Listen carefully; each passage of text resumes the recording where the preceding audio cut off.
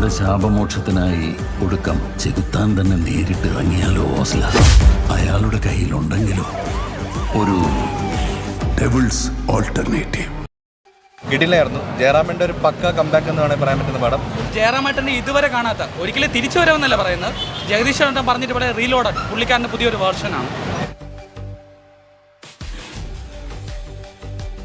ഒരു സർപ്രൈസ് സാധനം ഉണ്ടായിരുന്നു, അത് എത്രത്തോളം ഇമ്പാക്ട് ഉണ്ടാക്കി? അത് ജയറാമേട്ടൻ ഇന്റർവ്യൂവിൽ പറഞ്ഞ പോലെ വെടിക്കുന്ന ടൈമിലുള്ള ഇതായിരുന്നു. വെടിക്കുന്നൊരു ടൈം ആയിരിക്കും അത് ഞാൻ പറയാം. തിയേറ്ററിൽ ഇങ്ങനെ പെട്ടെന്ന് വെട്ടിക്കുന്ന super hero, super duper hero. എടുത്തു പറയേണ്ട സംഭവം എന്ന് പറഞ്ഞു കഴിഞ്ഞാൽ ഈ അശാന്തമായ കിടക്കുന്ന കടലിന്റെ മുകളിൽ ഒരു വലിയ തിരയടിക്കുന്ന ഒരു പരിപാടി ഉണ്ടല്ലോ, അങ്ങനെ ഒരു ഐറ്റം ഉണ്ട് സെക്കൻഡ് ഹാഫാണ് പടം ട്രാക്കിലോട്ട് കയറിയത്. ആ ഒരു പ്രസൻസ് ഞാൻ പറയുന്നില്ല, ആ ഒരു ഭയങ്കര ഗൂസ് ബംസ് മൂവ്മെന്റ് ആയിരുന്നു ഈ വർഷത്തെ. അപ്പോൾ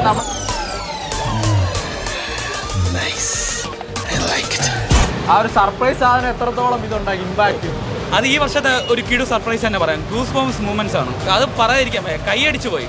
സെക്കൻഡ് പാർട്ടിന് ഒരു തിരി കൊളുത്തിട്ടുണ്ട് ലാസ്റ്റ്. पिक्चर अभी भी बाकी है भाई.